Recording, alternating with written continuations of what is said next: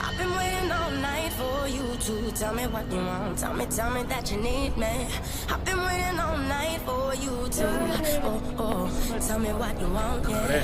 I've been waiting all night for you to tell me what you want. Tell me that you need me.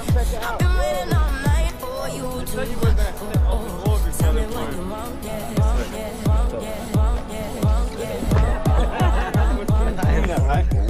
I've been waiting all night for you to tell me that you need me, tell me that you want me.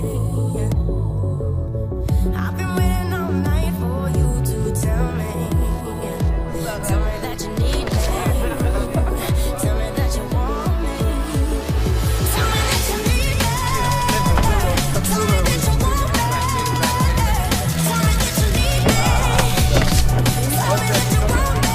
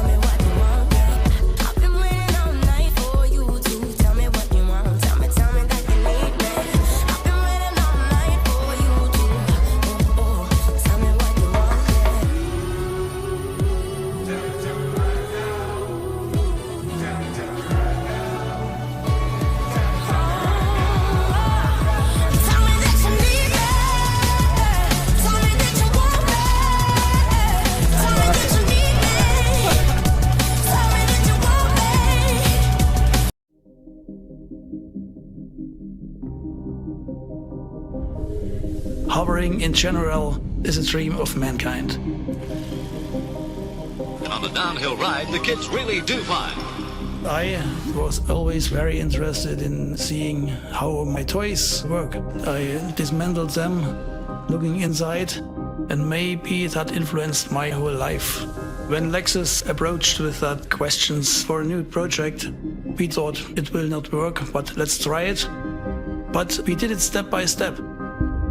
We thought it would be really interesting, and we thought maybe they need a track of 10 meters and this can all be done and it would be quite easy. When I then heard about these plans for jumping and other things, I said, okay, that's a tough job. This track has 3 poles.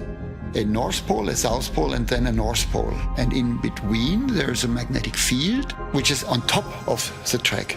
Now, how to see this? With your eyes, you cannot see anything, of course, but you can sense it with the magnetic material. So this is a Lexus commercial. You might wonder why a car company is using a hoverboard in one of its ads. Is Lexus planning to make hoverboards now? No shot. It's just another marketing stunt. But the hoverboard you see is very real. It's actually levitating and you can totally ride it. But is it the transportation of the future? Probably not.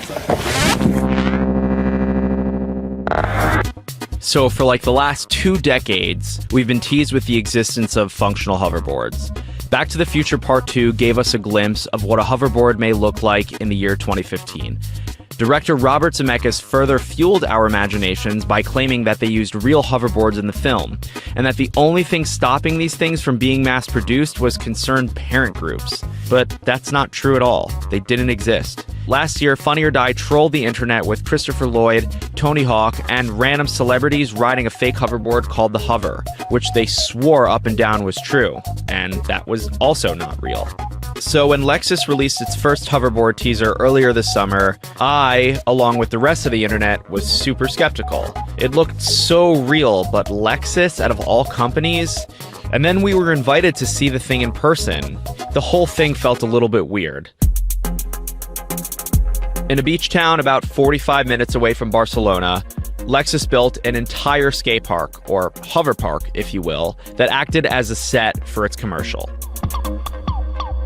And yeah, this park was built just for the hoverboard, which does exactly what you think. It hovers off the ground like a proper hoverboard, but as I'm sure you've guessed, there are some big caveats, like the track it needs to run on, which is crucial to how the thing works at all. Inside the board are rows of superconductors. A special property of these Type 2 superconductors is that when they're cooled down to a critical temperature, they exhibit properties that alter and manipulate any magnetic field around them. Therefore, the board must be ridden above a highly engineered track that's carefully embedded with magnets, strong enough to hold the board and a rider.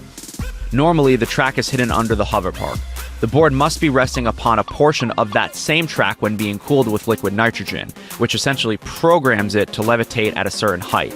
After this process is complete, the board can be brought over to the park and will hover above the track at roughly the same height, about 4 centimeters. This technology isn't actually that new. It's a process called flux pinning, and we've seen people do some fun things with this on a small scale before.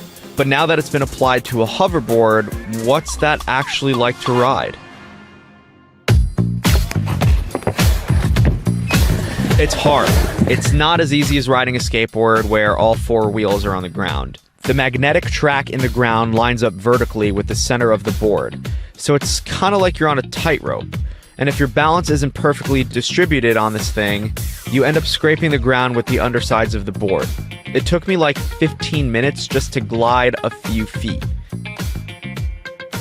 So yeah, no shot I was going to ride around the park like Marty McFly did in Back to the Future Part 2. Luckily though, I had the chance to speak with pro skater Ross McGurran, the guy featured in the commercial.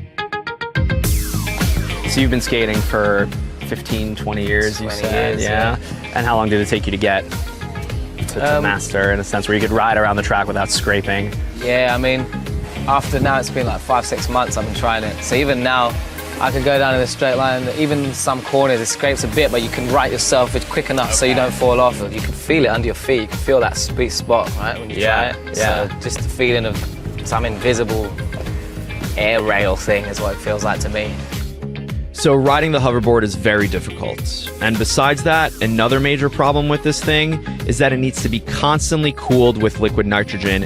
And when it was as hot as it was outside that day in Spain, we got 10 or 15 minutes on the board before it had to be refilled, a process itself that takes another 10 or 15 minutes. At this point, I gotta wonder why this thing even exists.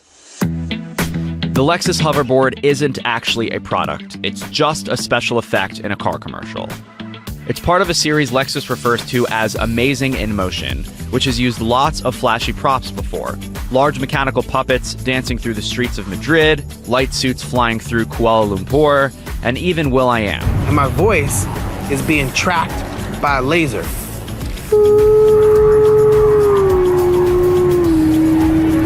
The difference is that you would never expect to own what is essentially a gigantic Guitar Hero looking level for your car or an LED light suit. You sure as hell would want a hoverboard.